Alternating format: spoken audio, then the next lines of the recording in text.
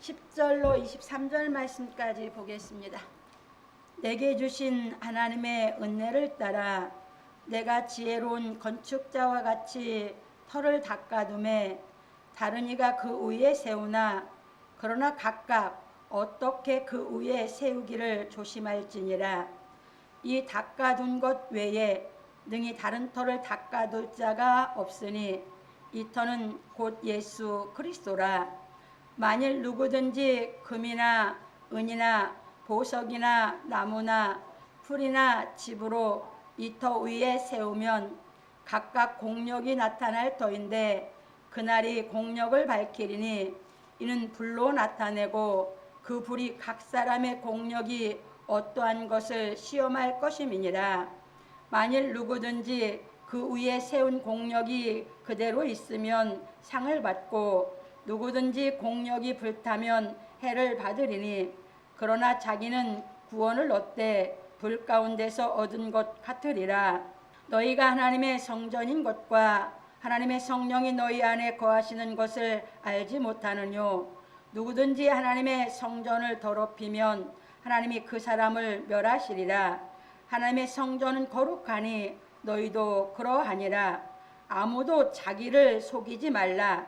너희 중에 누구든지 이 세상에서 지혜 있는 줄로 생각하거든 미련한 자가 되어라. 그리하여야 지혜로운 자가 되리라. 이 세상 지혜는 하나님께 미련한 것이니 기록된 바 지혜 있는 자들로 하여금 자기 괴계에 빠지게 하시느니라 하였고 또 주께서 지혜 있는 자들의 생각을 헛것으로 아신다 하셨느니라. 그런즉 누구든지 사람을 자랑하지 말라. 만물이 다 너희 것임이라. 바울이나 아볼로나 게바나 세게나 생명이나 사망이나 지금 것이나 장래 것이나 다 너희의 것이요 너희는 그리스도의 것이요 그리스도는 하나님의 것이니라. 아멘. 오늘은 본문을 통해서 교역자의 책임과 성령의 전이라는 제목으로 우리가 진리를 깨달아 가보기로 하겠습니다. 서론입니다. 사랑하는 성도 여러분, 오늘은 교역자의 책임과 성령의 전에 대하여 말씀을 상고해 보기로 하겠습니다. 바울 사도는 미성숙한 믿음에 대하여 말하고 교역자의 책임과 성령의 전에 대하여 가르쳐 주었습니다. 왜냐하면 교역자의 가르침에 따라 성도들의 믿음이 그리스도의 믿음으로 성숙할 수 있기 때문입니다. 그래서 바울 사도는 말하기를 그러므로 믿음은 들음에서 나며 들음은 그리스도의 말씀으로 말미암았느니라. 로마서 10장 17절로 말하였습니다.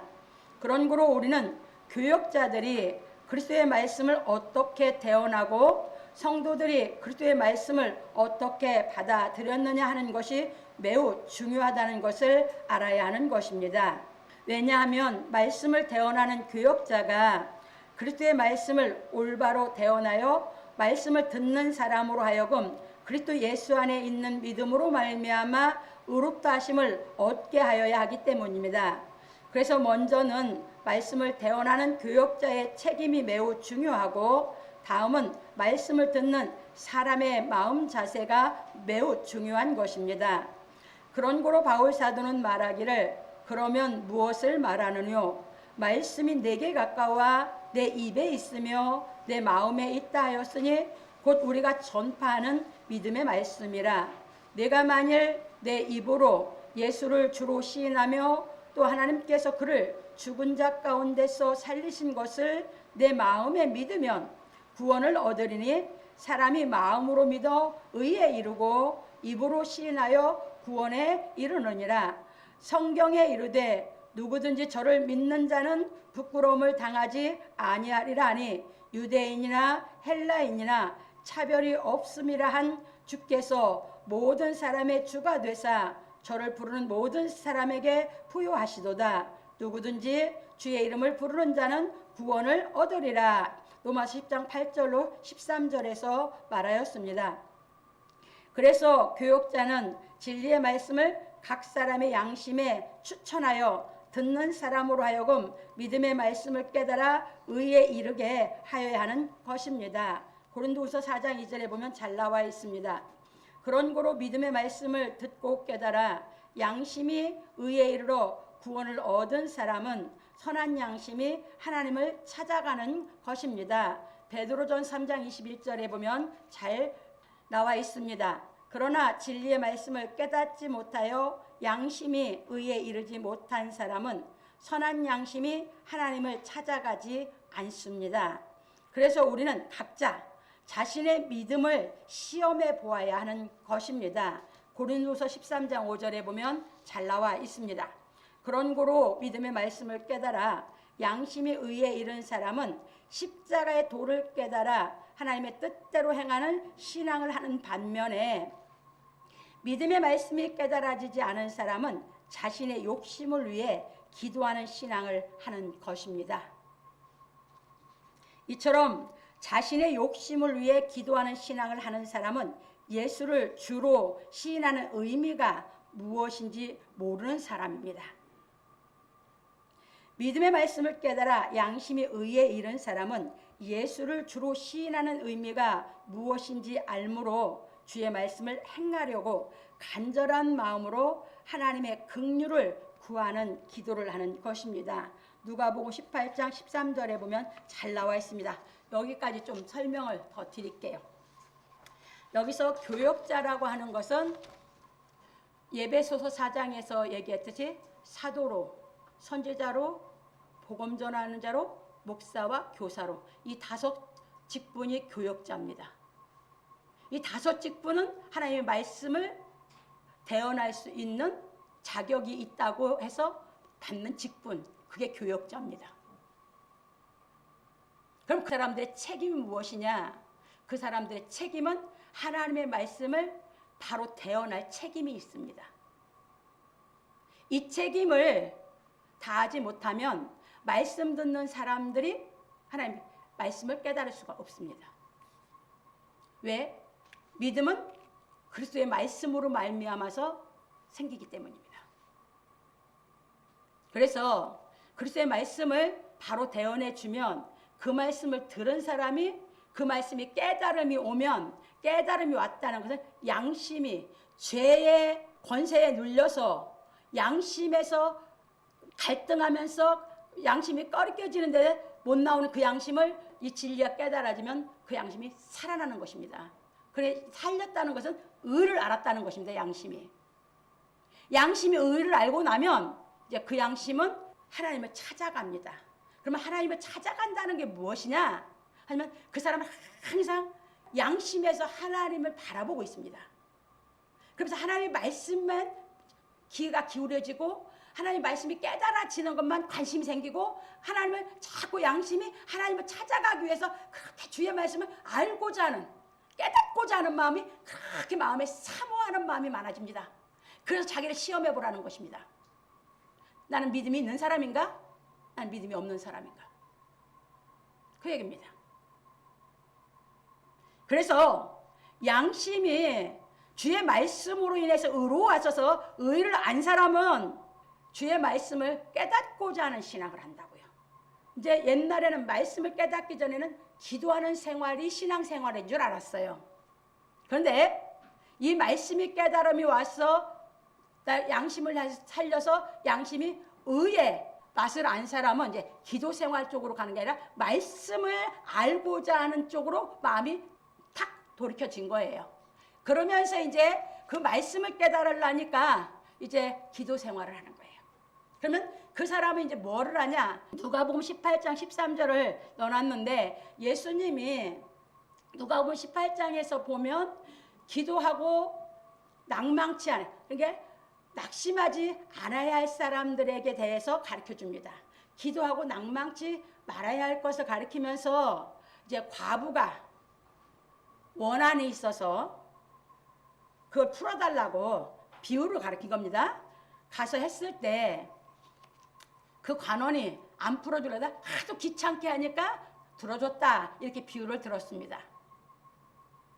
그러니까 기도하는 사람에게는 하나님께서 꼭 응답을 해주시겠다. 그러니까 구하는 게 있으면 낭망치 말아라. 요걸 비유 들어줬습니다. 그 비유 들고 나서 하시는 말씀이 그러나 인자가 올 때 세상에서 믿음을 보겠느냐 이렇게 하셨습니다. 그리고 그건 무슨 얘기냐면 그 앞에 기도가 뭔 의미로 비유한 건지 아는 사람이어야 그 인자가 올 때 세상에서 믿음을 보겠느냐는 말씀도 이해를 할 수 있는 겁니다. 그 앞에 걸 이해를 못하면 그건 이해가 더 안 되는 겁니다. 그러면 인자가 올 때 세상에서 믿음을 보겠느냐 그게 이해가 된 사람이라면 그 다음에 바리새인 기도와 죄인이라고 한 사람의 기도가 뭔지 이해를 합니다. 그게 그 기도입니다. 예수님이 오실 때 믿음을 보겠느냐는 말씀이 깨달아진 사람은 이제 바리새인 기도와 죄인의 기도가 이해를 합니다. 그게 무슨 기도냐? 이 사람이 이제 하나님의 말씀을 찾아가는 그 생활에 신앙생활을 하는데 이 사람은 자기가 아직도 못 깨닫고 있는 죄성이 자기 안에서 해결되지 않는 죄가 먼저 정확하게 안 사람입니다. 그 사람은 이제 주 앞에 가서 하나님의 긍휼을 구합니다. 그리고 자기 죄가 뭔지를 죄성이 뭔지 정확하게 죄성을 정확하게 회개를 합니다. 그러면 하나님이 깨닫게 시킵니다.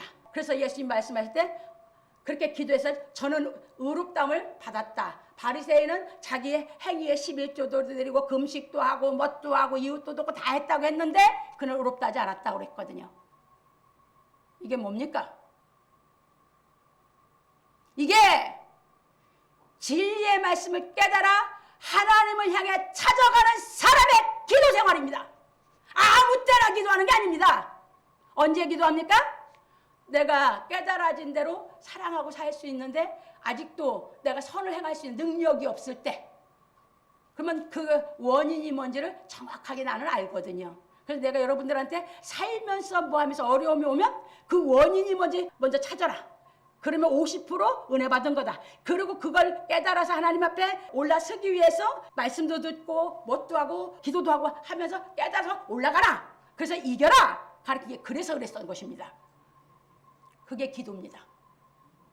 자기 안에 뭐가 지금도 자기 양심을 힘들게 하고 뭐가 하나님 앞에 자기를 늘 죄 때문에 하나님 앞에 나가지 못하게 하고 있는 자기 양심을 알거든요. 그 사람이 기도하는 것이 그 기도입니다. 이제 이해 되셨습니까? 그러면 이제 넘어갑니다.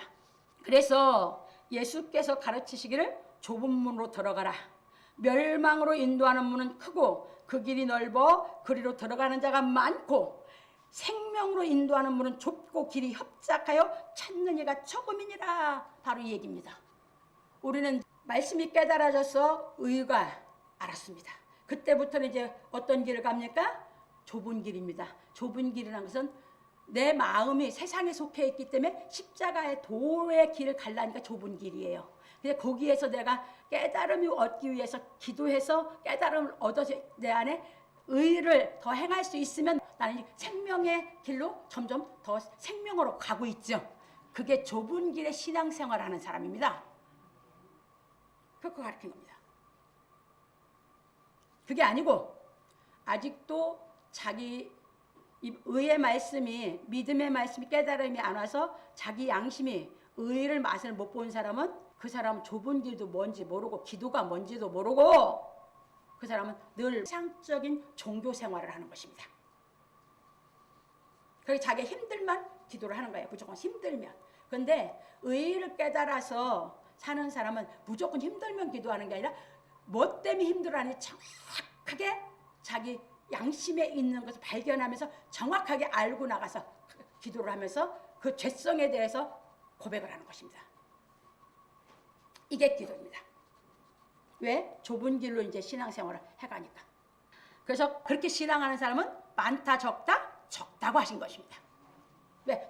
성경을 제대로 깨달아서 하나님이 뜻대로 신앙하는 사람은 적다고 가르치신 겁니다.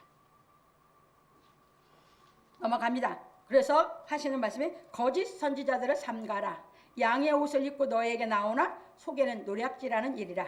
그의 열매로 그들을 알지니 가시나무에서 포도를 또는 엉겅퀴에서 무화과를 따겠느냐. 이와 같이 좋은 나무마다 아름다운 열매를 맺고 못된 나무가 나쁜 열매를 맺나니 좋은 나무가 나쁜 열매를 맺을 수 없고 못된 나무가 아름다운 열매를 맺을 수 없느니라. 아름다운 열매를 맺지 아니하는 나무마다 찍혀 불에 던지우리라. 이러므로 그의 열매로 그들을 알리라. 나더러 주여 주여 하는 자마다 천국에 다 들어갈 것이 아니요 다만 하늘에 계신 내 아버지의 뜻대로 행하는 자라야 들어가리라. 그날에 많은 사람이 나더러 이르되 주여 주여 우리가 주의 이름으로 선지자 노릇하며 주의 이름으로 귀신을 쫓아내며 주의 이름으로 많은 권능을 행치 아니하였나이까리니 그때 내가 저에게 밝히 말하되 내가 너를 도무지 알지 못하니 불법을 행하는 자들아 내게서 떠나가라 하리라. 마태복음 7장 13절 23절에서 말씀하셨습니다. 그러므로 우리는 성경을 대언하는 교역자들의 말을 무조건 받아들이지 말고 그 말이 하나님께 속한 말인지 아니면 미혹하는 말인지 시험해 보아야 하는 것입니다. 요한일서 4장 1절로 6절에 잘 나와 있습니다. 그래서 선지자들이 말하는 그 영이 하나님께 속한 영인지 세상에 속한 영인지 시험해 봐라 했습니다. 그 영이라는 말입니다. 대언하는 말. 대언하는 말이 예수께서 가르친 하나님께 속한 진리인지 아니면 세상 말인지 시험해 보라는 겁니다. 이게 누구 책임입니까? 배우는 사람들의 책임입니다. 교역자들의 책임은 진리를 바로 대언해서 듣는 사람으로 하여금 믿음의 말씀이 깨달아져서 의롭다함을 받게 하는 것이고 받아들이는 책임은 자기가 이게 하나님께 속한 영인지 이것이 세상에 속한 영인지 시험에서 분별할 건 받아들이는 사람의 책임입니다. 아무거나 받으면 자기 죽습니다. 이겁니다. 책임이 피차가 다 있는 것입니다. 그래서 이게 중요한 것입니다. 왜? 말은 자기가 옳다고 생각하면 받아들이니까. 그러니까 자기 생각이 중요해요, 안 중요해요? 중요하죠. 엄청 중요해요. 우리 모든 각자가. 내 생각이 하나님의 말씀을 분별할 수 있고 이게 하나님의 말씀이라고 내가 시험에서 알아야지 받아들여야 되는데 그냥 내 생각에 맞춰 받아들이다 보면 그 사람은 결코 믿음의 말씀을 깨달을 수가 없어서 의에 이르지 못하는 것이에요. 그래서 이렇게 보시면서 얼마나 중요한가 하는 것을 이제 여러분들이 각자 생각을 하셔야 됩니다. 넘어갑니다. 그러므로 우리 성도들은 예수를 주로 시인하고 예수께서 가르치신 진리의 말씀을 깨달아 하나님의 아버지의 뜻을 행하는 신앙하기를 예수 그리스도의 이름으로 축원합니다. 그러니까 우리가 신앙을 하는 것은 이 말씀을 깨달아서 아버지의 뜻대로 살라고. 이게 우리의 신앙의 목적이에요. 이게 내 뜻대로 살라고 하는 게 아니라 아버지의 뜻대로 살라고. 그렇게 보시면서 여러분들이 이제 깨달아 가봅니다. 본론 넘어갑니다. 첫 번째입니다.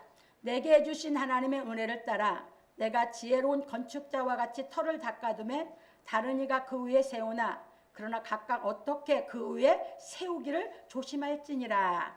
바울 사도는 너희는 하나님의 밭이요 하나님의 집이라 하고 말하기를 내게 주신 하나님의 은혜를 따라 내가 지혜로운 건축자와 같이 터를 닦아두매 다른 이가 그 위에 세우나 그러나 각각 어떻게 그 위에 세우기를 조심할지니라. 이 닦아둔 것 외에 능히 다른 터를 닦아둘 자가 없으니 이 터는 곧 예수 그리스도라. 고린도서 3장 10절 11절에서 말하였습니다. 이것이 무슨 말이냐면 심는 이와 물 주는 이가 일반이나 자기의 일하는 대로 자기 상을 받으리라 한 말씀에 대한 설명입니다. 그래서 바울 사도가 내게 주신 하나님의 은혜를 따라 한 것은 하나님께서 자기에게 깨닫게 하신 말씀을 따라 자기가 지혜로운 건축자와 같이 터를 닦아두었다는 것입니다. 그리고 다른 이가 그 위에 세우나 한 것은 아볼로와 베드로가 가르친 것을 의미하는 것으로 하나님의 말씀을 가르치는 자는 각각 어떻게 그 위에 세우기를 조심할지니라 하였습니다. 왜냐하면 그때 당시 고린도 교회는 바울 사도가 가서 가르쳐서 세웠고 그 다음에 아볼로하고 베드로가 가서 가르쳤기 때문이에요. 그래서 고린도 교회에다 그렇게 얘기했어요. 넘어갑니다. 왜냐하면 아볼로와 베드로 사도가 복음에 대하여 온전하게 깨닫지 못하였기 때문입니다. 지금도 교역자가 복음에 대해서 온전하게 깨닫지 못했다면 정말 조심해야 됩니다. 왜? 잘못 가르쳐서 잘못 세워놓으면 자기도 힘들고 그 사람 망하게 하는 겁니다. 이제는 하나거든. 가르치는 사람이나 배우는 사람이 주의 영으로 하나 돼야 되는 거거든. 근데 잘못 떼어놓으면 나도 주와 하나 안 되고 그도 주와 하나 안 만들었으니까 그게 굉장히 무서운 거거든요. 이게 사역자들, 교역자들의 책임이에요. 그래서 참고로 갈라디아 2장 11절로 13절 보면 베드로 사도가 아직도 율법 안에 복음을 깨달아가고 있거든요. 복음을 완전히 몰랐어요. 그러다 보니까 베드로 사도가 어떻게 했습니까? 이방에 가갖고 이제 식사를 이방인들로 같이 하다가 유대에서 유대인들 오니까 외식에 번졌거든. 바울을 면책해버리거든. 그렇게 가르치고 그렇게 행동하면 안 되는 거거든. 이게 베드로 신앙이었거든. 바울 사도가 전하면서 깨닫게 시키면서 전하는 사람은 조심해라 이런 거예요. 그리고 아볼로는 알렉산드리아에서 난 사람이거든. 알렉산드리아는 애굽이야. 그때 이 알렉산드리아 최고의 도시였었거든. 그게 72년 동안 알렉산드리아에서 학자들이 번역을 한 거거든. 구약도. 헬라어를 히브리어로. 거기가 율법의 학교가 가장 저기 했을 때거든. 그러니까 그 사람이 성경을 배워가지고 성경에 아주 능한 자였거든. 구약 성경에. 그런데 뭘 몰랐어? 복음을. 그래서 브리스길라와 아굴라가 갔다가 복음을 가르치거든. 그럼 브리스길라와 아굴라는 바울이 가르쳤죠. 복음을. 그러니까 복음을 다 아직 못 깨닫고 있거든. 그래서 바울이 이렇게. 지금도 마찬가지. 이게 교역자들에게 얼마나 중요한지를 얘기하는 얘기거든. 넘어갑니다. 그래서 사도행전 18장 24절 28절은 아볼로에 대한 얘기가 나옵니다. 그래서 바울 사도는 예수께서 이루신 십자가의 도에 대하여 가르쳤으므로 이 닦아둔 것 외에 능히 다른 터를 닦아둘 자가 없으니 이 터는 곧 예수 그리스도라 하여 예수께서 그러므로 누구든지 나의 이 말을 듣고 행하는 자는 그 집을 반석 위에 지은 지혜로운 사람 같으리니 비가 내리고 창수가 나고 바람이 불어 그 집에 부딪히되 무너지지 아니하나니 이는 주처를 반석 위에 놓은 연고요. 마태복음 7장 24절 25절에서 하신 말씀에 대하여 분명하게 깨닫게 해 주었습니다. 이것이 무슨 얘기 예수님이 말씀하신 것은 앞에서 좁은 문으로 들어가라부터 왜 실은 넓게 보면 마태복음 5장 3절서부터 다겨. 그런데 가까이 보면 좁은 문으로 들어가라고 한 얘기부터 나의 이 말을 듣고 행하는 사람은 이렇게 될 수도 있어. 근데 전체야 실은. 그래서 바울 사도는 예수께서 그 가르치신 그 말씀이 예수께서 어디서 다 이뤘어? 가르친 말씀이 십자가에 직접 못 박혀서 이뤘거든. 그래서 그 십자가에 도를 가르쳐서 예수를 받아들이게 영접하게 만들었거든. 그러니까 그 터 위에 다른 터는 없다고 그러는 거거든. 넘어갑니다. 그리고 바울 사도는 교역자들이 대언하는 말씀에 대하여 비유하여 말하기를 만일 누구든지 금이나 은이나 보석이나 나무나 풀이나 집으로 이 터 위에 세우면 각각 공력이 나타날 터인데 그날이 공력을 밝히리니 이는 불로 나타내고 그 불이 각 사람의 공력이 어떠한 것을 시험할 것임이니라. 만일 누구든지 그 위에 세운 공력이 그대로 있으면 상을 받고 누구든지 공력이 불타면 해를 받으리니 그러나 자기는 구원을 얻되 불 가운데서 얻을 것 같으리라. 고린도서 3장 12절로 15절에 말하였습니다. 이것이 무슨 말이냐면 믿음의 말씀을 대언하는 교역자들이 하나님의 말씀을 가르칠 때 예수 그리스도께서 완성하신 진리의 말씀을 깨닫고 가르쳐 말씀을 깨달은 성도들이 믿음의 시련을 견딤으로 말미암아 마음의 성전이 세워지면 상을 받고 그렇지 않고 믿음의 말씀을 대언하는 교역자들이 하나님의 말씀을 율법적으로 가르쳐 말씀을 들은 사람들이 믿음의 시련을 견디지 못하고 넘어지면 해를 받는다는 것입니다. 이렇게 중요합니다. 그러니까 먼저 사역자가 믿음의 시련을 다 불시험을 이겨서 깨달은 말씀 가지고 가르쳐서 그들도 깨닫게 그 믿음으로 자꾸 진리를 가르쳐서 성전을 세워가게 만들어줘야죠. 그러면 그들도 이제 연단 속에서 신앙이 커가는 거죠. 그래서 연단 이겨가면서 깨달음이 와갖고 세워지면 가르친 사람 상을 받는다 그 말이요. 이해 드셨어요? 근데 가르쳤다고 가르쳤는데 하나도 못하고 어려움이 오니까 우르르르 가랑이 떨어지 다 떨어졌는데 믿음이 하나도 없어. 그러면 가르치는 사람들 해받는다고. 무슨 얘기가 똑같아? 결혼해갖고 여자가 자식을 낳는데 자식이 낳는데 다 죽어.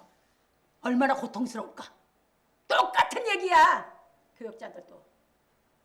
그런데 하나를 낳아도 똑바로 나가지고 잘 키웠어. 그러면 하나님 앞에 볼 때 누가 일한 사람일까? 그 얘기야. 그러니까 며칠은 정말 제대로 진리를 깨달아서 자기가 다 돼서 하나님께 인정받아서 사명받았듯이 그들도 그렇게 신앙을 시키려고 하는 사람이 진짜 대원해서 이길 수 있도록 어떤 어려움이 와도 어떻게 해서든 깨닫게 시키고 감당하게 해서 이기에 양육해가는 줄 믿으시기 바랍니다. 이게 그 얘기입니다. 그래서 세워치면 그게 불로 연단했어. 가르친 사람이 세웠는데 불로 연단 받거든. 하나님 연단 없이 인정 안 하셔 절대. 세상 공부도 시험 보는 거 갖고 인정하지 하나님 꼭 시험을 하고 갖고 인정을 해야 하나님 절대 그냥 안 해요. 여러분 믿음? 하나님이 시험 봐가지고 연단 속에서 깨달았을 때 인정을 해야. 이게 하나님이야. 그래서 아브라함도 그래서 시험을 하는 거예요. 이삭을 독자 이삭을 바치라고 갑니다. 왜냐하면 예수께서 말씀하시기를 그러므로 너희는 가서 모든 족속으로 제자를 삼아 아버지와 아들과 성령의 이름으로 세례를 주고 내가 너에게 분부한 모든 것을 가르쳐 지키게 하라. 볼지어다 내가 세상 끝날까지 너희와 항상 함께 있으리라. 마태복음 28장 19절로 20절에 하신 말씀이 실상이 되어야 하기 때문입니다. 그러면 명령받은 사람이 그렇게 가서 하는 거고 명령받아서 가르친 사람이 그렇게 돼서 그들도 그렇게 됐어야 예수님이 끝날까지 함께 하죠. 그 신앙을 해놔야 되는 것이 누구 책임이요? 교역자 책임이요. 그러면 자기가 가르쳐서 하나님 자녀가 낳잖아. 그러면 그 하나님 자녀를 그렇게 만들어 놔야 자기 책임을 다한 거지.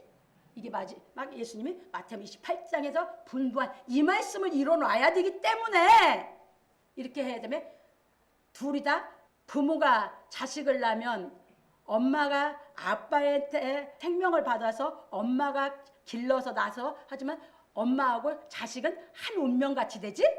그치? 똑같아요.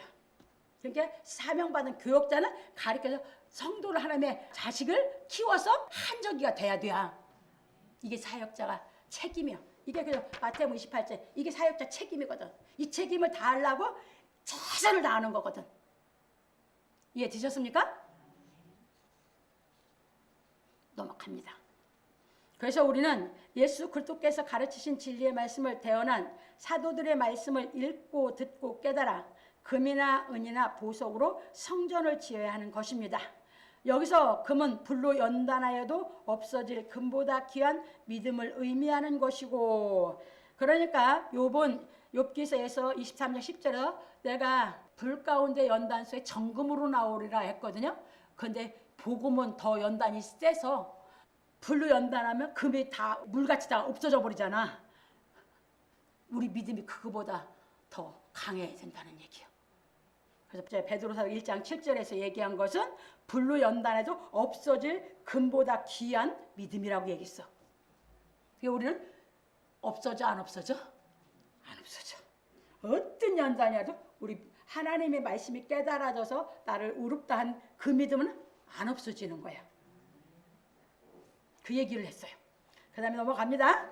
은은 이제 그런 이제 연단 속에서 안 없어지니까 깨달음이 와서 이제 은은 믿음의 시련으로 말미암아 진리의 말씀을 깨달아 양심이 순결해진 것을 의미하는 것이며, 그 연단 받으면서 이제 우리 믿음이 강하다 보니까 안 없어지니까 버티다 보니까 말씀이 더 깨달음이 와서 내 마음이 순결해진단 말이야. 자꾸 그것을 의미하는 게 은이야. 이해됐어요? 이 말씀이 깨달아져야 순결해져. 연단만 그냥 버텨내서 그것이 시간이 흘러서 그 연단이 지나갔다고 해서 깨달음이 안 오면 영은 안 순결해져. 그 연단이 왔을 때 하나님 말씀 깨달음이 와야 순결해지는 것이지. 이해되셨죠? 세상 사람들은 살아가면서 다 고생 안 하고 살아가는 사람 별로 없어. 살아가면서 삶 자체가 그래서 고해라고 얘기들 하고 삶 자체가 고생의 길이라고 하는데, 고생 예수 안 믿어도 다 해. 근데 그 사람들은 말씀이 안 깨달아서 영이 순결해지지 않은 거야. 이해되셨어요? 근데 우리 믿는 사람들은 그런 연단 속에서 진리의 말씀 깨달아 영이 순결해져서 그 사람들하고 우리하고 다른 게 그거예요. 이제 이해되셨죠? 네, 갑니다. 그래서 이제 말씀이 깨달아진 보석으로 자기 마음의 성전을 지어가는 거거든요. 그래서 이제 넘어가면 그것이 시편 12편 6절 19편 8절에 보면 은은 이제 우리를 순결하게 하는 것이다라고, 은은 연단에서 순결해지는 걸 얘기하고 있어요. 의미했어요. 그래서 보석은 예수 그리스도께서 가르치신 말씀을 다 깨닫고 행함으로 말미암아 성령과 빛의 열매를 맺음으로 하나님의 영광이 나타나신 것을 의미하는 것입니다. 그러니까 여기서 잘 보면 마태복음 13장 44절에 46절 보면 예수님이 밭 가는 자가 밭에서 보석 발견했다고 얘기하죠. 그렇죠? 그래서 우리는 이제 이 성경에서 보석을 우리가 연단 속에서 깨달아가는 것을 얘기하는 거예요. 그 깨달은 건 내가 뭐가 가진 거예요? 예수 안에는 지혜와 지식의 모든 보화가 있다고 했잖아요. 그걸 깨달아서 그 보석 내 걸 받는 거야. 내 거 만드는 거라고. 그럼 내 거 만드는 만큼 나는 보석으로 성전을 세워가고 있는 거죠. 그 얘기예요. 그래서 내가 깨달은 걸로 내 안에 성전을 세워가는 것이에요. 그리고 히브리서 11장 25절 26절에 보면 모세가 바로의 공주의 아들로 인해서 세상에서 무슨 보화를, 이제 그건 진짜 이제 보화죠. 그 누릴 것을 버려버리고 자기 이스라엘 백성들과 고난의 길을 가는 것을 보석으로 얘기하거든요. 이해되셨어요? 그걸 더 애굽의 보화보다 귀하게 여겼다는 게 그 보화보다 이걸 더 귀한 보석으로 여겼다는 얘기거든요. 우리가 이런 신앙으로 가는 것이에요. 이제 이해되셨죠? 그러니까 그렇게 그것으로 모아진다? 우리가 마음 성전을 지어가는 것이다. 그렇게 해서 성전을 지어가면 그 성전 지어가면서 여러분들이 마음에 맺는 것이 성령의 열매. 보석은 성령의 열매를 내가 갖고 성전 져가는 거거든. 그래서 성령의 열매, 빛의 열매를 계속에는 그게 보석을 깨달아진 것을 내 마음에 자꾸 하는 것이 보석으로 비유가 됐고, 그 보석은 여러분들 아무리 갖고 있어도 보석은요, 여러분들은 보석처럼 나도 귀해지고 싶죠? 소용없어요. 다 그런 짧은 생각 버리세요. 보석은요, 빛이 비치지 않으면 보석은 빛이 안 나. 빛이 있어야 보석은 빛이 나. 이해 드셨습니까? 보석 어두운 데 가서 그 빛 안 나요.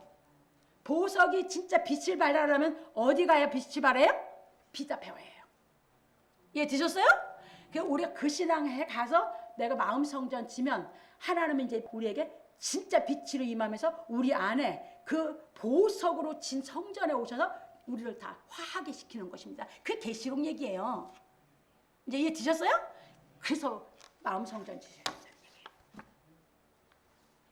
그래서 우리는 삶을 살아가면서 마음적으로 한계가 올 때, 몸이 뭘 하다가 한계가 올 때, 내 마음에서 한계가 오면 우리 마음이 좁아지든지 아니면 우리 마음이 불평불만이 나오려고 하든지 우리 마음이 뭔가가 자꾸 힘들어져. 그때 뭐가 내가 해결이 안 되고 아직 하나님 능력을 안 받아서 힘든지를 발견하고 주 앞에 기도를 해야 돼. 그리고 하나님의 긍휼을 구해야 돼. 긍휼이라는 건 하나님의 은혜로 내게 깨닫게 하는 말씀을 내가 받아야 된다고. 그러면 그거에 대해서 내가 아뢰면서 긍휼을 구하면 하나님이 날 깨닫게 해 주시기만 하면 이제 거기서 나는 탁 이겨지고 이제 자유함을 얻게 되는 거거든요. 그게 이제 우리가 기도하는 것이야. 그렇게 기도해 가면서 우리가 보석으로 성전을 지어가는 것입니다. 이제 이해되셨죠? 그래서 어린애같이 이제 육신이 어려움이 오면 막 그거 해결해 달라고 하려고 그렇게 기도하는 게 아니야. 그거는 이제 의의 말씀을 경험하지 못했을 때 그러면 그걸 해줘 하나님이. 왜? 하나님 살아계시다는 걸 표징, 증거로 보여줘. 이제 의의 말씀을 경험하고 나면 어린애로 키우지 않아. 하나님은 경험하고 나서부터는 신앙생활 오래 하면 이제 육신적인 거 아무리 구해도 안 줘. 왜 안 주는지 아시겠어요? 원치 않으시니까. 어린애로 평생 너 그냥 앉은뱅이로 그냥 너 앉은 자리에서 뭉개는 거 그건 내 자식이 될 수가 없다고 안 줘. 그래서 응답 안 하는 거예요. 깨달아서 크라고. 크면 이제 연단이 오는 것은 그거 해결해 준다고 구하라고 기도한 게 아니라니까. 깨달아 이길 수 있게 감당할 수 있는 하나님의 자식으로서의 능력을 다 주어서 갖추게 만든다고 교육시키시는 거라고. 어려움이 오면 이제 내 부족을 발견해서 기도로 가는 것이지. 내 부족을 알으니까. 이제 이해되셨죠? 그게 기도예요. 그래서 이렇게 보면서 넘어갑니다. 그래서 깨달아지면 또 내가 행하는 거예요. 모세는 이스라엘 백성과 함께 그 고생을 하는 걸 보화로 여겼는데 우리는 주의 말씀을 깨달은 걸 행하는 걸 보화로 알고 살면서 또 살라고 하나님의 말씀대로 살라고 하는데 어려움이 오면 보화를 더 좋은 걸 또 더 발견해서 지으려고 기도도 하고 말씀도 상고하고 듣기도 하고 하는 것이야. 깨달으면 또 이겨서 또 짓는 거고. 이해되셨죠? 이게 우리 신앙생활이에요. 그래서 이제 봅니다. 그래서 계시록 21장 11절, 21장 19절로 20절에 가면 하나님의 영광이 나타났다. 하나님의 영광이 나타난 게 12보석 얘기가 거기서 나와. 하나님의 영광이 안 비치면 보석은 아무 무가치한 거야. 그래서 하나님의 영광이 오시면 이제 그때 우리는 이제 뭐 한다? 우리는 보석으로 성전을 짓다가 하나님의 영광에 우리가 이제 빛이 되는 거예요. 이해되셨어요? 넘어갑니다. 그런 거로 지금도 예수 그리스도께 사명을 받은 교역자는 하나님께서 자신에게 깨닫게 하신 은혜의 말씀을 가르쳐 말씀을 들은 사람이 복음의 말씀을 깨달아 믿음의 시련을 견딤으로 말미암아 마음의 성전이 세워지면 상을 받는 것입니다. 육신의 가문에서는 며느리가 들어와서 며느리가 자식을 낳아서 그 며느리가 자식을 잘 위대하게 교육을 시켜놔서 결혼해서 바치면 그 가문에 할 일을 다 했다 이렇게 얘기하는 거죠. 그러면 영적으로는 사역자가 그걸 해놨을 때 사명을 다한 거죠. 그 얘기예요. 그러니까 인정하죠. 옛날에 그 가문에 그 며느리가 들어와서 잘하면 연료가 되고 뭐예요? 연료비를 세워준다든가 뭐 하든가 이렇게 했던 것이잖아요. 하나님은 그게 하나님의 자식을 정말 멋지게 잘 대하는 자가 키워놓으면 하나님이 그때 인정해서 상을 주는 거예요. 넘어갑니다. 그러므로 우리 성도들은 예수 그리스도께서 가르치신 진리의 말씀을 깨닫고 행하여 금과 은과 보석으로 말미암아 마음의 성전을 짓기를 예수 그리스도의 이름으로 축원합니다. 그러니까 이제 나무, 풀, 집 이걸로 진 거는 그건 다 없어지는 거니까 그런 목회를 한 거는 나중에 다 멸망받는 거예요. 그래서 그건 아예 쓰지도 않아서 우리는 그런 거는 이미 다 알고 있으니까. 두 번째 넘어갑니다. 너희가 하나님의 성전인 것과 하나님의 성령이 너희 안에 거하시는 것을 알지 못하느냐. 바울 사도는 교역자의 가르침에 대하여 말하고 이르기를 너희가 하나님의 성전인 것과 하나님의 성령이 너희 안에 거하시는 것을 알지 못하느냐. 누구든지 하나님의 성전을 더럽히면 하나님이 그 사람을 멸하시리라. 하나님의 성전은 거룩하니 너희도 그러하니라. 고린도서 3장 16절로 17절에서 말하였습니다. 왜냐하면 말씀을 듣는 사람들은 교역자들이 가르치는 말씀을 듣고 각자 진리의 말씀을 깨달아 양심이 거룩해지는 신앙을 하여야 하기 때문입니다. 그런 거로 바울 사도는 말하기를 아무도 자기를 속이지 말라. 너희 중에 누구든지 이 세상에서 지혜 있는 줄로 생각하거든 미련한 자가 되어라. 그리하여 지혜로운 자가 되리라. 고린도서 3장 18절에서 말하였습니다. 아마 많은 사람이 자기를 속이지 말라 하면 세상에 자기를 속이는 사람도 있나 할 것입니다. 왜? 자기를 속이는 게 뭔지 모르니까. 거짓말은 왜 합니까? 거짓말은 자기 속이려고 해. 남 속이려고 해. 남 속이려고 거짓말하는 거잖아. 그럼 자기 속이는 건 뭔가? 왜 사람들 자기 속이는 게 뭔지 몰라. 그런데 바울은 우리 가르치는 거야. 자기를 속이지 말라 이거야. 아무도. 그래서 우리는 우리를 안 속여야 되니까 우리를 안 속여야 우리가 떳떳해지거든. 무슨 말인지 아셨어요? 자기 자신에게 자기가 진짜 인정받는 삶을 살아봐라. 내가 하는 게 그 얘기거든. 하나님 앞에 인정받는 삶을 살 때 나도 내 자신을 인정할 수 있거든. 그러면 나를 속이지 않는 게 조금은 이해가 됐죠? 이제 풀어갈게요. 이제. 왜냐하면 자기를 속이는 것이 무엇인지 모르고 있기 때문입니다. 그래서 우리는 바울 사도가 아무도 자기를 속이지 말라 한 말씀의 의미가 무엇인지 알아야 하는 것입니다. 바울 사도가 자기를 속이지 말라 한 것은 입으로는 하나님을 시인하나 행위로는 부인하는 것을 말하는 것입니다. 디도서 1장 16절에 보면 잘 나와 있습니다. 입으로는 하나님을 시인하는데 행위로 부인한다는 것은 하나님 말씀대로 안 행하는 거. 그게 자기를 속이는 거예요. 우리는 깨닫지 못한 건 그래서 말하지 말라는 게 그 얘기예요. 성경에서 내가 깨달은 5마디로 남을 가르치라고 했지. 그러면 깨달은 것은 내가 행할 수 있는 걸 얘기하는 거거든. 행하는 본을 보일 수 있는 거. 그러니까 성경은 왜 하나님 앞에 자기를 속이지 않는 사람은 어디가 떳떳하거든. 근데 하나님 앞에 자기를 속이면 어디 가도 안 떳떳하거든. 그게 스스로 기가 죽는 것은 자기가 자기에게 하나님 앞에 안 떳떳하게 살으니까 기가 죽는 거예요. 그래서 여러분들이 우리는 이제 어떤 신앙을 해가냐? 나를 안 속이는 사람으로 살기 위해서. 나를 안 속이는 사람으로 사는 사람은 그렇게 자기 자신에게 떳떳하고 하나님 앞에 떳떳한 삶을 살다 보니까 어디 가도 기죽을 게 없거든. 이해 되셨어요? 갑니다. 그래서 예수께서 말씀하시기를 서기관들과 바리새인들이 모세의 자리에 앉았으니 그러므로 무엇이든지 저희의 말하는 바는 행하고 지키되 저희의 하는 행위는 본받지 말라. 저희는 말만 하고 행치 아니하며 또 무거운 짐을 묻고 자기의 어깨에 지우되 자기는 이것을 한 손가락으로도 움직이려 하지 아니하며 저희 모든 행위를 사람에게 보이고자 하여 하나니 곧 그 차는 경문을 넓게 하며 옷을 크게 하고 잔치의 상석과 회당의 상자와 시장에서 문안받는 것과 사람에게 납비라 칭함을 받는 것을 좋아하느니라. 마태복음 23장 2절로 7절에서 말씀하셨습니다. 그러니까 행하지도 않으면서 입으로만 가리키면서 대접만 받는 거. 이거는 하나님 앞에 자기를 속이는 거고 제일 가증한 짓이거든. 이해 되셨죠? 그러면 이제 영적으로 눈이 뜨면 이제 뭐 할 수 있어? 탁탁탁탁탁 이제 그냥 하는 거 보면 야 분별이 진리 깨달으면 그냥 탁탁탁탁 그냥 분별이 온다니까. 말하는 거 뭐 하는 거 뭐 그냥 다 분별된다니까. 그래서 넘어갑니다. 그런 거로 바울 사도는 부연하기를 너희 중에 누구든지 이 세상에서 지혜 있는 줄로 생각하거든 미련한 자가 되어라 하였습니다. 왜냐하면 세상에서는 말을 잘하는 자를 지혜로운 자로 보기 때문입니다.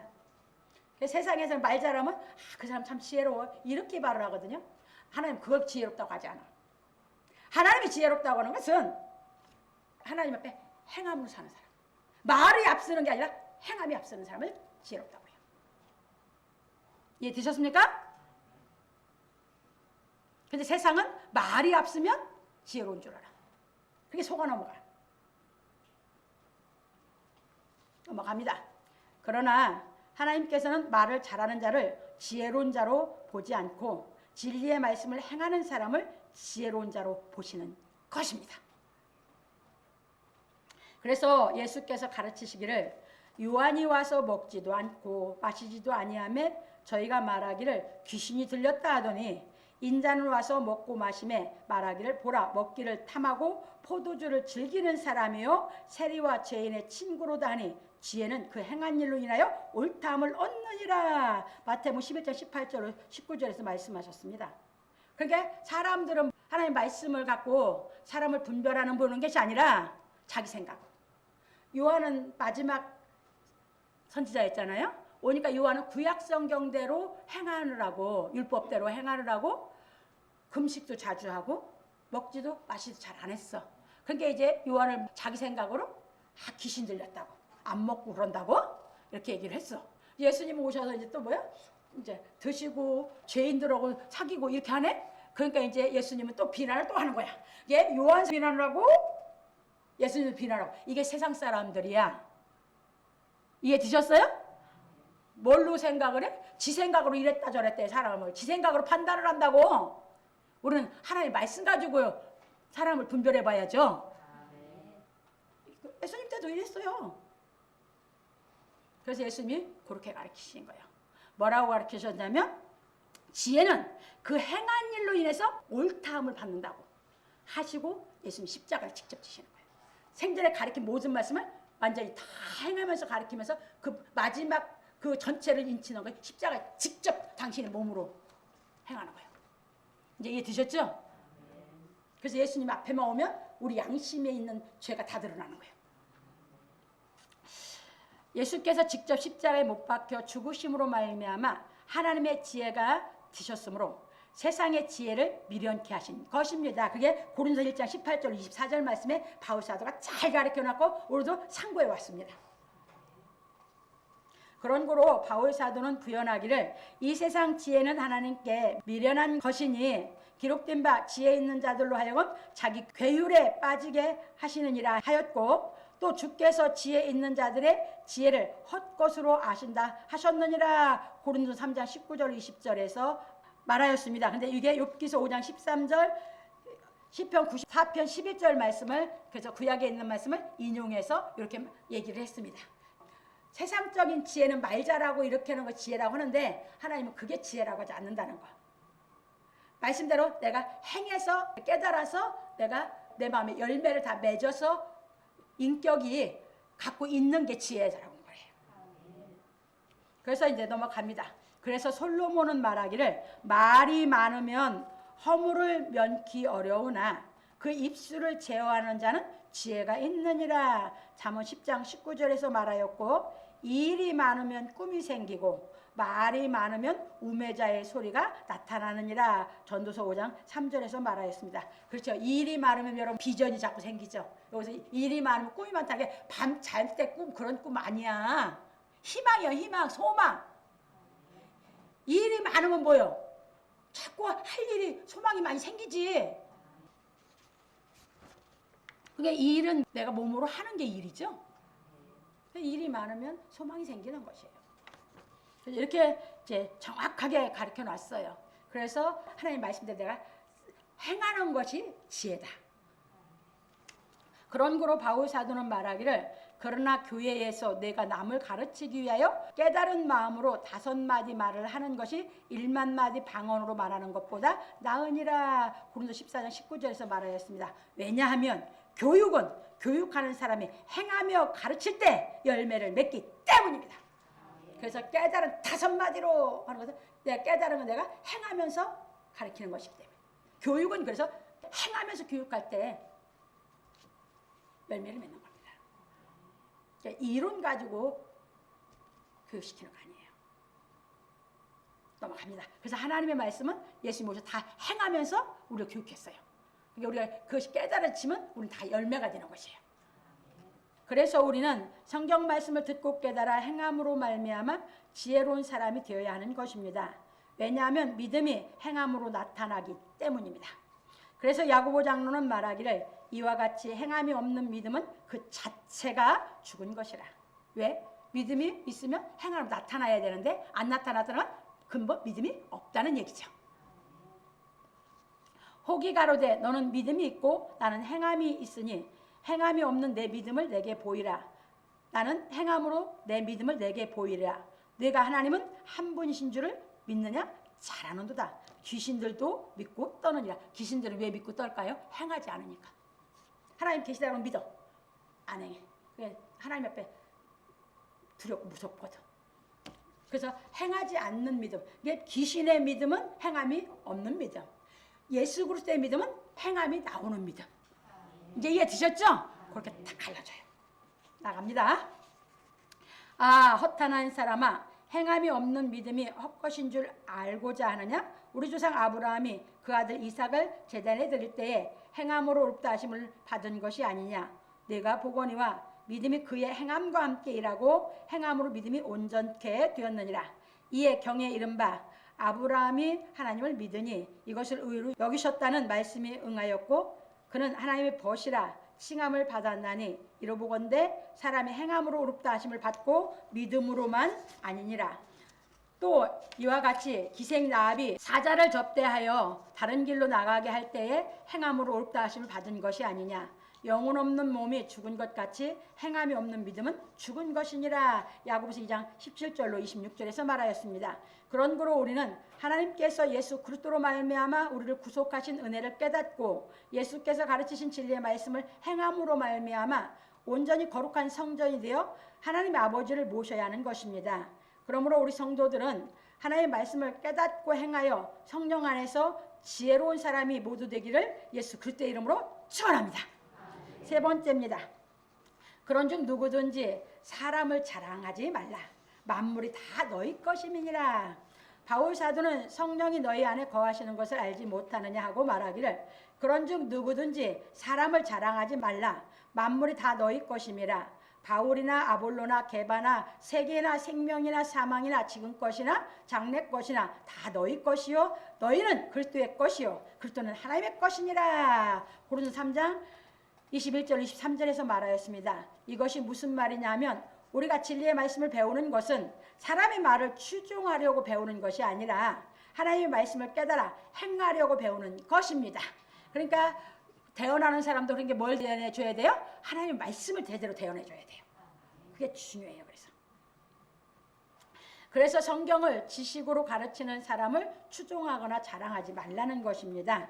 왜냐하면 하나님의 말씀은 불변한 진리이므로 오직 선생은 하나이기 때문입니다. 그러니까 선생은 뭔만이 선생이야? 하나님 말씀만이. 하나님 말씀 진리만 선생이야. 그러니까 교역자는 진리만 대언해야지. 선생은 하나야. 그러니까 지난주에 얘기했던 사람은 바뀌어갈 수 있어. 이해 되셨죠? 대언자는 여럿이 대언해 줄 수 있어. 근데 진리가 아니면 그것은 잘못 가르친 거야. 대언을 잘못하는 사람이에요. 이제 이해 되셨죠? 그래서 이제 넘어갑니다.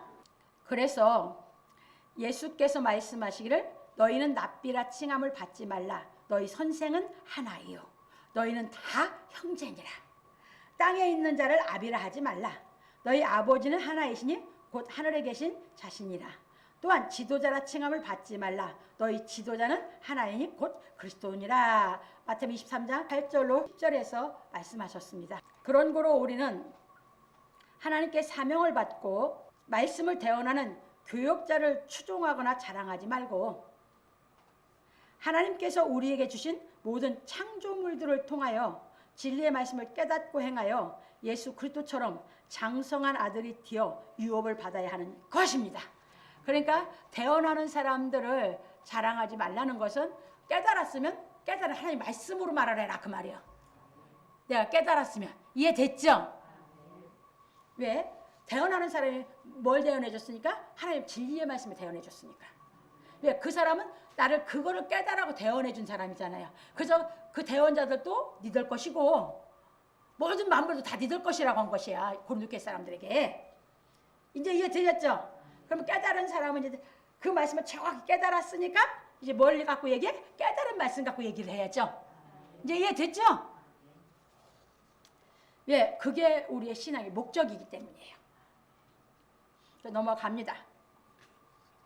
그러므로 우리 성도들은 예수께서 가르치신 진리의 말씀을 깨닫고 행함으로 말미암아 예수 그리스도처럼 온전하게 장성하기를 예수 그리스도의 이름으로 축원합니다. 결론입니다. 오늘 우리는 교역자의 책임과 성령의 전에 대하여 배웠습니다. 예수 그리스도의 말씀을 대언하는 교역자는 예수 그리스도처럼 진리의 말씀을 행하며 가르쳐야 하는 것입니다. 왜냐하면 하나님께서 선지자들을 통하여 예언하신 말씀을 예수께서 모두 행하셨기 때문입니다. 그래서 예수 그리스도의 말씀을 행치 않고 가르치는 사람은 예수 그리스도의 말씀을 대언하는 사람이 아닌 것입니다. 이걸 여러분들 정확하게 알고 있으면 돼요. 그러므로 우리는 예수 그리스도의 말씀을 깨달아 행함으로 말미암아 율법의 요구를 이루어지게 하는 신앙을 하여야 하는 것입니다. 왜냐하면 내가 하나님을 아버지라 부른다고 하여 하나님이 내 아버지가 되는 것이 아니고 하나님께서 나를 아들이라 인정하실 때 하나님이 내 아버지가 되시기 때문입니다. 이거예요. 그러니까 그 말씀을 내가 의롭다함이 받아주고 하나님이 자녀라고 인정해서 권세 주거든요. 그러면 이제 죄를 안 짓고 자꾸 깨달아 가면 아버지께서 아들이라고 인정하면 자꾸 깨닫게 해주시거든. 근데 깨달음이 안 오는 것은 뭔가가 막히는 거예요 또. 그 얘기거든요. 그래서 아버지가 인정해서 아들이 되는 것이지 내가 아버지라고 부른다고 해서 하나님 내 아버지 되는 거 아니에요. 그게 지금 얼마나 그게 육신적인 기도하는 사람들이 다 그런 식의 이 진리를 모르고 그렇게 기도 생활을 하고 있는 것이에요. 넘어갑니다. 그래서 하나님께서 우리가 십자가의 도를 깨닫고 믿을 때 의롭다 하시고 자녀의 권세를 주셨듯이 우리가 성령의 소욕을 조차 진리의 말씀을 깨달아 갈라디아서 5장 16절 26절에 보면 잘 나와 있어요. 행하여 육체와 함께 정과 욕심을 십자가에 못 박는 신앙을 할 때 아들이라 인정하여 성경을 통달하도록 인도하시는 것입니다. 고린도서 2장 10절에 자꾸 깨달아서 갈 수 있도록 나를 아들로 인정할 때 또 깨닫게 해서 어디까지 유업받을 수 있는 자식으로 풍성하게 자꾸 인도해 가시는 것입니다. 그래서 깨달음이 안 올 때는 내가 지금 뭔가가 하나님 앞에 내가 내 마음에 바른 자세를 안 갖고 있기 때문이라고 보고 살펴서 빨리 돌이켜줘야 돼요. 이제 이해되셨죠? 그런 거로 우리는 하나님의 자녀의 권세를 받고 다시는 죄를 짓지 않게 하시는 하나님의 말씀을 깨달아 행하는 믿음으로 말미암아 온전함을 이루어 그리스도의 장성한 분량에 충만한 데까지 이르러야 하는 것입니다. 그래서 요한일서 5장 18절에 보면 하나님께로 나신 자가 우리를 지키신다고 했죠? 말씀이 깨달아진 말씀이 우리를 지켜주셔서 죄를 안 지켜. 그 얘기를 했고 이제 그렇게 되면 에베소 4장 13절 시작 그리스도의 장성한 분량까지 우리 믿음이 장성하도록 인도하시는 것입니다. 그래서 예수께서 말씀하시기를 그때의 천국은 마치 등을 들고 신랑을 맞으러 나간 열처녀와 같다 하리니 그 중에 5은 미련하고 5은 슬기 있는지라 미련한 자들은 등을 가지되 기름을 가지지 아니하고 슬기 있는 자들은 그릇에 기름을 담아 등과 함께 가져갔더니 신랑이 더디움으로 다 졸며 살세 밤중에 소리가 나되 보라 신랑이로다 맞으러 나오라 하며 이에 그 처녀들이 다 일어나 등을 준비할세 미련한 자들이 슬기 있는 자들에게 이르되 우리 등불이 꺼져가니 너희 기름을 좀 나눠달라 하거늘 슬기 있는 자들이 대답하여 가로되 우리와 너희의 쓰기에 다 부족할까 하노니 차라리 파는 자들에게 가서 너희 쓸 것을 사라 하니 저희가 사러 간 동안에 신랑이 오므로 예비하던 자들은 함께 혼인잔치에 들어가고 문은 닫힌지라 그 후에 남은 처녀들이 와서 가로되 주여 주여 우리에게 열어주소서 대답하여 가로되 진실로 너희에게 이르노니 내가 너희를 알지 못하노라 하였느니라 그런즉 깨어있으라 너희는 그날과 그 시를 알지 못하느니라 마태복음 25장 1절로 13절에서 말씀하셨습니다. 이것이 슬기 있는 5처녀는 말씀을 깨달아서 성전을 져가는 신앙을 해서 다 갖고 있는 사람들이죠. 이해되셨어요? 그러니까 그 사람들은 다 대언자나 배운 사람이나 다 갖고 있는 사람이죠. 그 사람들은 예수께서 언제 오시든지 갈 수 있죠. 그런데 준비가 안 된 사람은 대언하는데 율법적으로 대언했어. 그 사람 못 가. 그러니까 그 사람들한테 가서 거기가 사와라 했어. 그들은 다 못 들어간다는 얘기를 얘기하신 거거든. 이해되셨어요? 그래서 우리는 더뎌도 내가 그래서 항상 더뎌도 말씀을 깨달아져서 하나님의 말씀이 나를 의롭다 만들고 그래서 의의 맛을 보고 하나님을 향해서 찾아가는 선한 양심이 진리를 깨달아 하나님을 찾아가는 신앙을 하게 하려고 하는 것입니다. 이해되셨습니까? 그래서 금은 보석으로 성전을 져서 성령의 인도함을 따라서 하나님을 모실 성전이 지어져 가는 이 신앙을 하게 하려고 그래요. 그래서 율법의 요구를 이루어지는 신앙. 이제 이해되죠? 율법의 요구를 이루어지는 신앙이 돼야 율법이 다 나오거든. 율법 요구로 안 이루어지면 난 못 나와. 그래서 하나님은 금은 보석으로 우리를 성전을 지라는 것은 율법이 이루어지는 데서 나와서 복음으로 온전히 복음에 거한 사람이 성전이 되기 때문이에요. 이제 이해되셨죠? 넘어갑니다. 그런 거로 하나님의 말씀을 대언하는 교역자들은 먼저 하나님이 자신에게 깨닫게 하신 은혜의 말씀을 따라 대언하여 말씀을 배우는 사람들로 하여금 진리의 말씀을 듣고 깨달아 행하도록 가르쳐서 피차 깨어있는 신앙을 하게 하는 것입니다. 그래서 교역자의 책임은 예수께서 내가 너희에게 분부한 모든 것을 가르쳐 지키게 하라 하신 말씀대로 성도들에게 가르쳐서 지키게 하므로 예수께서 볼지어다 내가 세상 끝날까지 너희와 항상 함께 있으리라 하신 말씀이 실상이 되게 하여 하는 것입니다. 그러므로 우리 성도들은 예수 그리스도께서 가르치신 진리의 말씀을 깨닫고 행함으로 말미암아 슬기 있는 다섯 처녀와 같이 기름을 준비하는 신앙생활하기를 예수 그리스도의 이름으로 축원합니다.